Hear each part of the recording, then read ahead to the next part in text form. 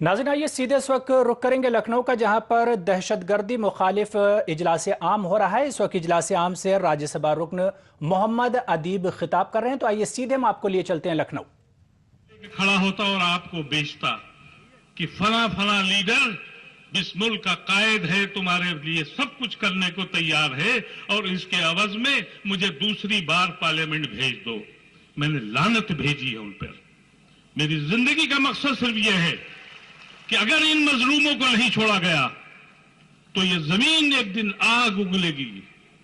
और वो हजरात जो हमसे फायदा उठा के हुकूमतों में बैठ गए, अभी मेरे साथी ने एक लफ्ज कहा था कि 3 महीने, बहुत टाइम आपने दे दिया। चलिए, आपने 3 महीने कहा है, 3 महीने मंजूर है। हुकूमत दिल्ली की भी सुन ले और हुकूमत उत्तर प्रदेश की भी सुन ले।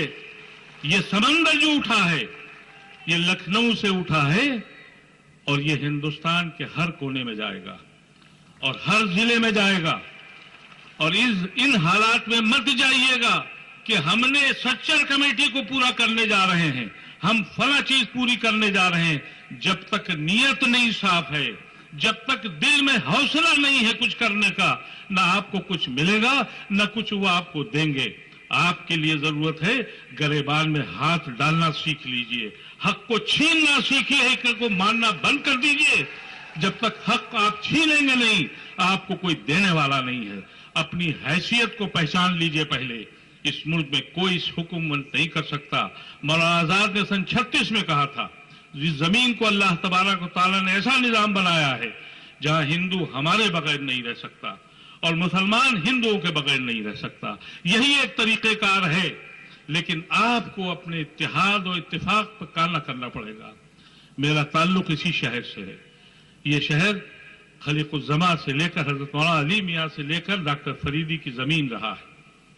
मैं मायूस था इस जमीन से। सलाम करता हूं अपने इस शहर को। अब फख्र से कहूंगा, सीना खोल के कहूंगा कि मेरा ताल्लुक लखनऊ से है। मेरा बचपन यहीं गुजरा, इसलिए कि जो रोशनी की किरण आपने दिखाई है, आज दिल्ली और लखनऊ, दिल्ली और यूपी की सल्तनतें आज हिल गई होंगी।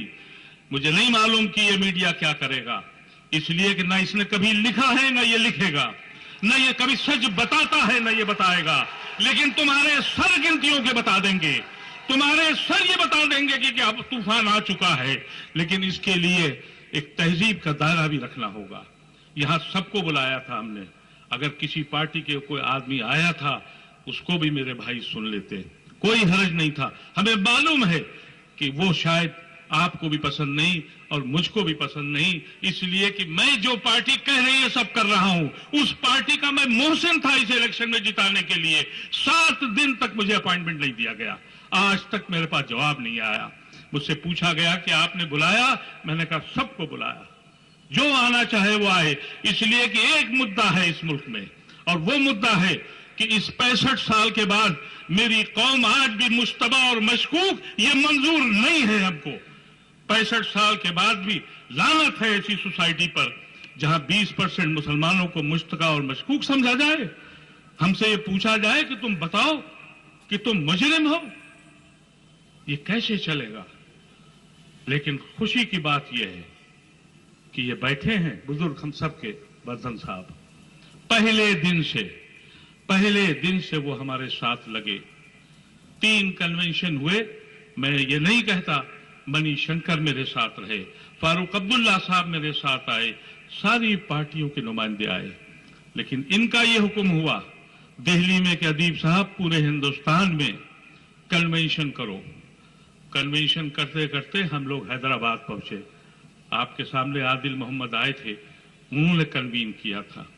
वहां बर्धन साहब का यह हुक्म हुआ कि अभी तक हुकूमत नहीं समझ पा रही है, अब जलसा करो, सर गिनाओ।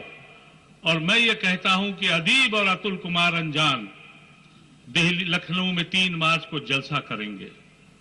मैंने बाद में इनसे कहा, हजरत आपने मुझे जिम्मेदारी दे दी, मैं तो एक आजाद उम्मीदवार जिसके पास न दौलत, न कोई तंजीम, न कोई पार्टी, कैसे करूंगा? लखनऊ मेरे तस्वुर में था कि सोया हुआ शहर है। मैंने कहा ये कैसे करूंगा? अब आप देखिए इस बुजुर्ग की हिदायत, कहा 100 आदमी आएंगे तो मैं आऊंगा, और अगर 100 भी नहीं आते तो तुम्हारी क्यों मदद करूं? जब कौम में एहसास नहीं है तो मैं क्यों करूं? ये कहा कि एक औरत के साथ दिल्ली में नाइंसाफी हुई, हजारों औरतें सड़क पे आ गईं, कानून बदल गया और पुलिस को सजा मिल गई। कैसी कौम है तुम्हारी? हजारों जेल में बंद हैं क्योंकि तुम में एहसास इसलिए नहीं है कि तुम्हारे घर पे दस्तक कभी नहीं हुई। ये वो जुमला था जिसने मुझे पिछले 1.5 महीने से बेचैन कर दिया। ये सही बात है कि मेरी तबीयत ठीक नहीं है। रातों में ट्रेनों पे सफर किया और दिन में आपको मुखातिब करने मुख्तलिफ जिलों में गया, सिर्फ इसलिए कहने के लिए गया कि कौम इतनी बेहिस है, उसको ये एहसास नहीं होता, वो कभी ये देखता नहीं, उन मजलूमों के घर वालों से कभी मिलता नहीं है। मेरी ये कैफियत इसलिए हुई कि अभी नासिर भाई ये बोल के गए थे, मैंने वो वाकयात देखे हैं, मैंने उस घर की, उस इलाके की बर्बादी और उस घर की जो कैफियत थी वो सब मेरे सामने थी। तो मैंने यही सोचा कि ये कौम कैसी कौम है, बंद कमरों में तो फैसले करती है और जिसको चाहे उसको ऊंचा कर दें और नीचा कर दें। अब मैं आपसे गुजारिश करता हूं, ये शुरुआत इससे पहले कन्वेंशन की थी, अब ये जलसों की शुरुआत है। ये सिलसिला बंद नहीं होना चाहिए। और मैं अपने लीडर, अपने बुजुर्ग वर्धन साहब से कहूंगा कि और बताइए किधर चलें आपके साथ। इस मुल्क के मुसलमानों ने जिना को कभी नहीं ढूंढा है। इस मुल्क के मुसलमानों ने गांधी की तलाश की थी। कोई बने तो गांधी, सिर्फ इलेक्शन के लिए गांधी बनते हो? ये कैसा मजाक है?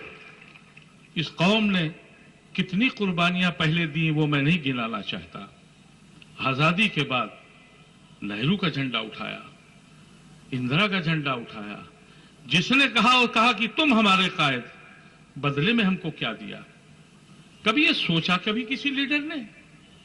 ये एक ऐसी कौम तैयार हो गई कि जिसको इलेक्शन के वक्त एक मैनिफेस्टो बनेगा, उसमें 18, 20, 25, 50% के रिजर्वेशन हो जाएंगे, बराबर का हिस्सा मिलेगा। बैकवर्ड का रिजर्वेशन 27%, लेकिन उसमें जो मुसलमान बैकवर्ड लिखे हैं उनका कोई रिजर्वेशन नहीं, फिर भी रिजर्वेशन दिया जाएगा। तुम चुप हो। एक आवाज पर अगर इस मुल्क का नौजवान उसमें खौफ और हिरास है तो कुछ भी तुम नहीं कर सकते। ये तहरीक का बुनियादी मकसद है तुम्हारे दिलों से खौफ और हिरास को मैं निकालूं। मेरे तहरीक का मकसद यह है कि सेंस ऑफ बिलोंगिंग पैदा करो। ये मुल्क तुम्हारा है, ये एहसास तुमको डेवलप होना चाहिए। नाज़रीन, आइए एक बार फिर से हम आप रुख करेंगे लखनऊ का, जहां पर सियासी दहशतगर्दी के खिलाफ एक इजलास आम इस वक्त चल रहा है। सेकुलर लीडर मर्द आहन जनाब ए.बी. वर्धन साहब, बड़े भाई जनाब अदीब साहब, जनाब भाई अतुल कुमार अंजान साहब, फिरंगी महल और नदरुल उलमा के सभी मौजूद असातिज़ा कराम, और यहाँ पर मौजूद मेरे दीनी भाइयों, मेरे हिंदू मुस्लिम भाइयों, मेरे दलित, मेरे सिख और मेरे ईसाई भाइयों, मैं इस वक्त हिमालय की वादियों के करीब और नेपाल की सरहदों से करीब दौड़कर सिर्फ इस नाम पर आया हूं कि इस आतिश नमरीद को बुझाने के लिए अगर इस हकीर परिंदे की चोंच में लगे थोड़े पानी से भी कुछ असर हो सकता है तो उसके सिवा और मेरी हैसियत कुछ भी नहीं है। मैं इसी जज्बे के साथ यहाँ आया हूं। मेरे भाइयों, दहशतगर्दी न किसी मजहब में इजाजत है, न अखलाकी तौर पर किसी इंसान का पसंदीदा आमिल है, न इंसानियत से कभी इसका रिश्ता रहा है। दहशतगर्दी को किसी मजहब से, किसी बिरादरी से जोड़ना सरासर गलत और बेबुनियाद है। हम दहशतगर्दी के तमाम तर वाकयात की मजम्मत करते हैं। साथ ही दहशतगर्दी के नाम पर बेकसूर लोगों को सजा देने परेशान करने के खिलाफ हर तवाना आवाज का साथ देने का इकरार करते हैं। हम इस वक्त आपसे दो बात कहना चाहते हैं कि दहशतगर्दी का ताल्लुक बैनुल अक़वामी सतह से भी है। अमेरिका सबसे बड़ा दहशतगर्द है, मौलाना ने भी वजाहत की है। इसराइल दहशतगर्द है, मौलाना ने वजाहत की है। लेकिन दहशतगर्दी के पीछे कुछ मकासद होते हैं। पूरी दुनिया में सरदारी का इरादा अमेरिका रखती है, दहशतगर्दी के बलबूते पर लोगों को काबू में रखना चाहती है। कौमियत के नाम पर फलस्तीनियों से अदावत रखती है इसराइल और दहशतगर्दी करती है। साउथ अफ्रीका में कालू ने घोड़ों को अपना गुलाम बनाकर रखना चाहा अपने मकसद की। और अब बात करेंगे हैदराबाद टेस्ट की, जहां दूसरे दिन टीम इंडिया ने आज सहवाग का विकेट जल्द गंवा दिया था, लेकिन इसके बाद मुरली विजय और पुजारा ने बेहतरीन बल्लेबाजी का मुजाहरा करके टीम के स्कोर को आगे बढ़ाना शुरू किया। इन दोनों खिलाड़ियों ने अपनी निस्फ सेंचुरी मुकम्मल की और टीम इंडिया बड़े स्कोर की जानिब गामजन है। ताज़ा खबर मिलने तक टीम इंडिया ने 160 रन बना लिए हैं और उसका सिर्फ एक विकेट गिरा है। हम आपको बता दें कि कल ऑस्ट्रेलिया ने अपनी पहली पारी 9 विकेट पर 237 रन बनाकर डिक्लेयर कर दी थी। खबरनामे में फिलहाल इतना ही। आदाब।